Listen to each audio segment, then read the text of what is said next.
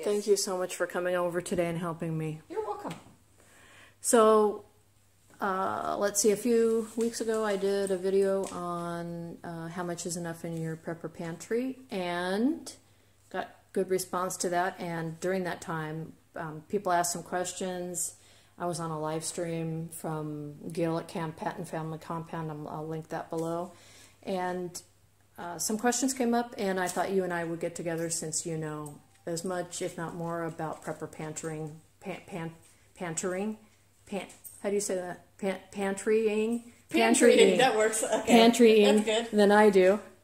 And we'll talk about some questions and answers while you go through and label the top of the can. So let's start with, what are you going to put on the top of the can, sir? What's this number about? Okay. Well, this is something that you do that I don't do, which I'm going to start doing because it's a very good idea. So if you have the container, in this case of white rice, you need to know how many calories are in this entire container. Yeah. Granted, you need to know how many servings, how many calories per serving, because the way that I do my pantry, I do not go by bulk. I go by calories per person per day.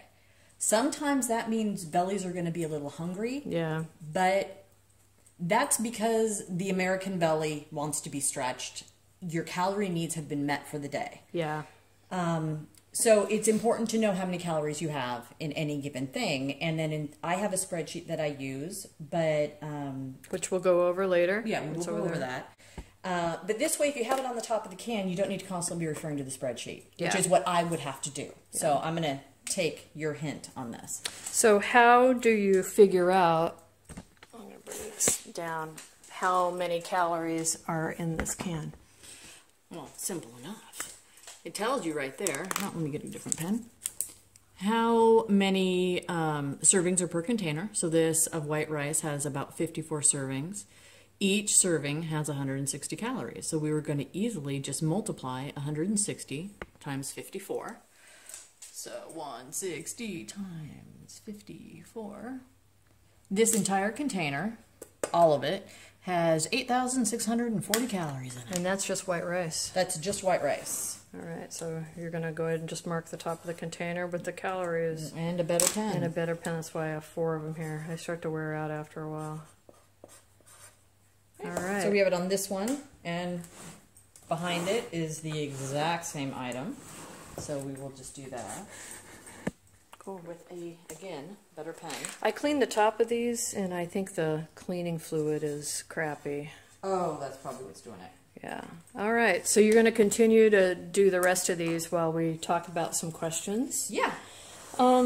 So everybody, I've already said her name, Mary. I'm Martha. Yeah. Mary is also a prepper, obviously. And so what kind of a disaster? What are you prepping for? Well, where we live, people know I live in Portland. Oh, Oregon. okay. Well, I live in a suburb of Portland. So we are way overdue for the Cascadia earthquake, which, if it does what people think it's going to do, it will be the largest earthquake that has ever happened on human record. Yeah. It's going to be huge. And that means where I am, where the Cascade Mountains meet the Pacific Ocean, most of that is going to be in a world of hurt. Yeah. The coastal towns will literally be gone. Yeah. They're going to be wiped off the map because of tsunamis and other things. So many resources that are in Oregon, Washington, California will have to go to the coast. Mm-hmm. The emergency resources, the food resources, because these people will be evacuees. Let me stop you. Well, I agree with that, and I personally am also prepping for an EMP and the earthquake, like you said, because that's really bad. Those are all three the same. Thank you. I think I just rounded down. Yeah, you did round down on this one. So, given your disaster, then, what quantity of time are you prepping for? Like, how long is your food storage going to be? Well, my food storage, I'm not quite as Armageddon-y as some people are, which is just, that's my comfort zone. Other people's comfort zone are very different. So I'm not quite so Armageddon-y. So I prepped for my family of 5 for about 3 months. And the reason is that I figured that basic starvation rations probably will be available. From the government, from FEMA, through rationing and other things of giving. But that will be, I think, just enough needed to keep people alive. Yeah. And I want to do a little better than keeping myself, my husband, my children alive. Yeah. So I go for about 3 months, but 3 months is what I have for my long-term storage. That is the storage I keep that lasts 25 to 30 years. That is, you do not go into that closet. Mm-hmm. You do not touch it. Mm-hmm. If you need flour, you tell me and I will go to the store and buy flour. I am not going to open that closet and get things. Mm-hmm. Now, besides that, I tend to buy meat and other things in bulk. So my just daily, what I have in my fridge, in my pantry, is probably another about 2 months. I think right now I have probably about... So 240 each? Thank you. Oh, I think I might have already... Wait, did you? Yeah, you did do that one. Yeah, okay. I have probably 100 pounds of beef and chicken just in my freezer because I buy it when it's drastically on sale. 506, yeah. 506. And so, I don't even remember what your original question was at this point. How long? Oh, yeah. So, so I do it mostly as a supplement. I do sometimes think about apocalyptic situations, what I would do, and you and I already have a plan for each other to end up being with each other and our families combining, which is great because I live in a suburb. I mean, it's wonderful. I have a swimming pool, but I do not have any sun to plant a garden. Yeah. I guess I could fill in the pool with dirt, but I'm not thinking that far ahead. So to jump to kind of a different topic, some people are planning whole menus. Yes. So they're taking their preps and they're writing out whole menus and figuring out what they need for each item. Mm-hmm. What do you think about that, and are you doing? And I'm not going to plan meals and each element that goes into a meal.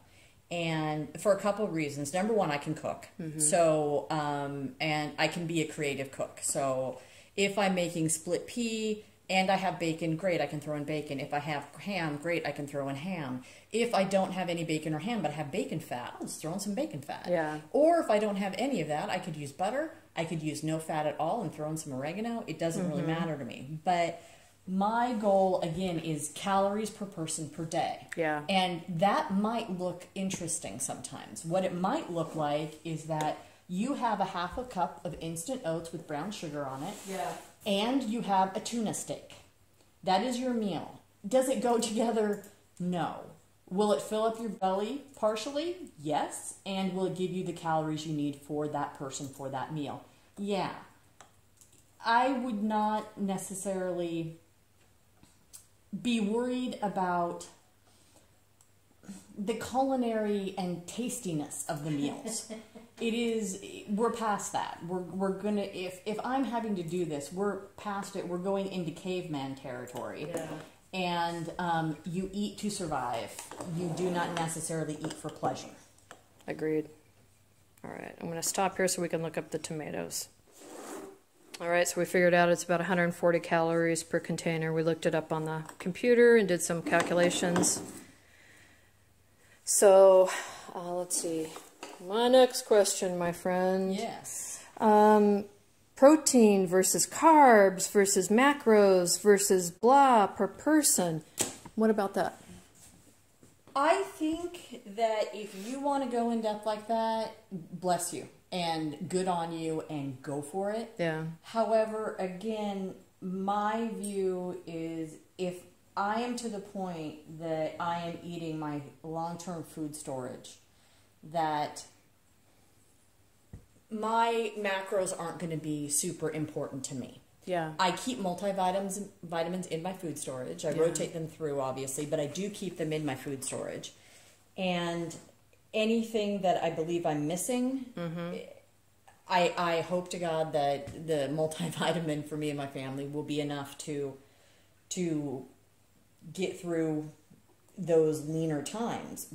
But the amount of protein you would need to store, the amount of food with the appropriate amount of vitamin D in it that you would need to store, I don't even know how I would wrap my head around something like that. And can you imagine how long it would take you to, if you were going to do meals and then macros and figure out how much you needed of each thing, how many hours and hours and hours would it take you to do an inventory in your pantry? You would never finish. You probably would never finish. I mean, maybe if you are really, really into organizing and really, really into nutrition and your macros and all that other stuff, I think that's great.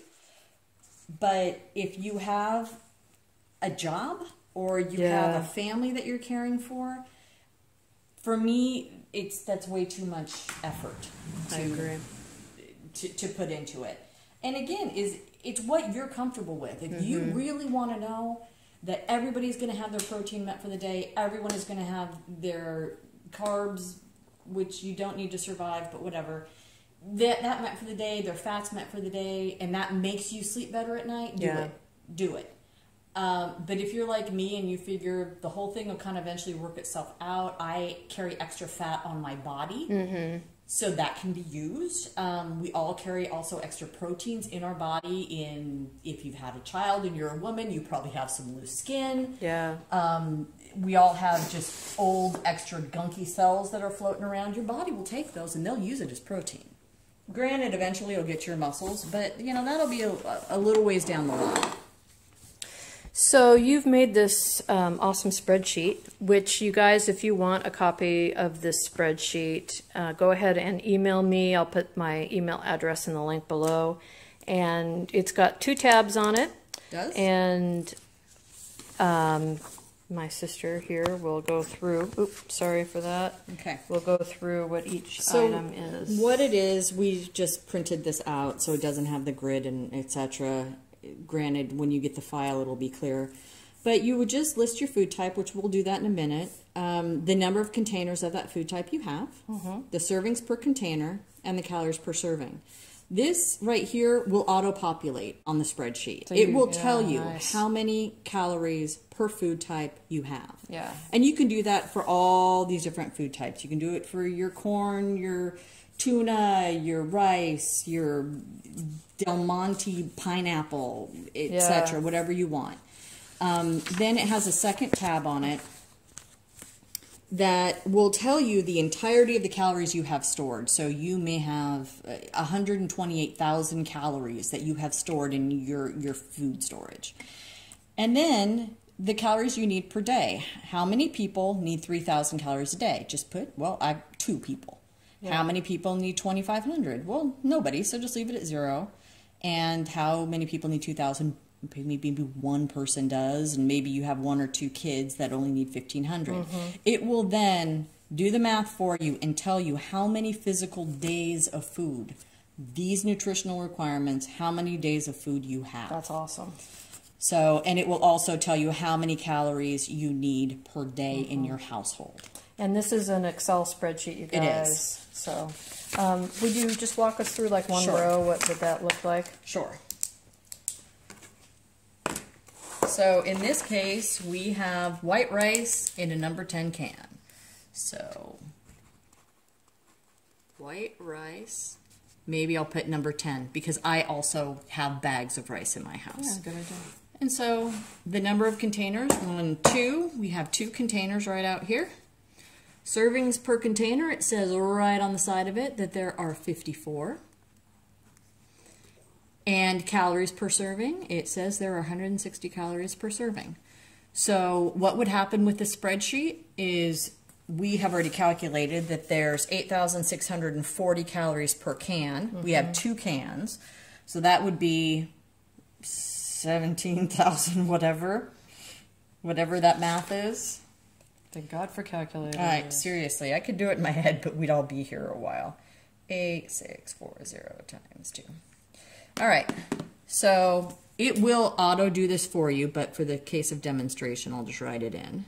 So we have 7,280 calories just in rice. That's awesome. That's what we got. And we could do it for all this stuff.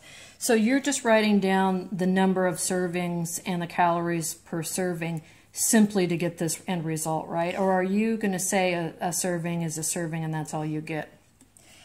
For me, I say a serving is a serving. That's how I do it. Is that... So if you're feeding somebody, they only get one serving?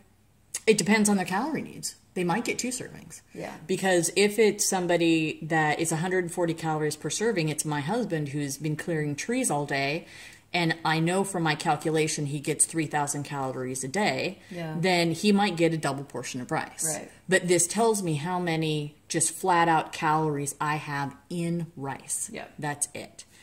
And then you can, as you're using your storage, you can go through and you can change the number, saying, well, I only have 1 now, and it will automatically recalculate everything out. So, yeah, and then so once you've got all the calories stored, it will add everything up, and it will tell you your total calories that you have stored in your pantry.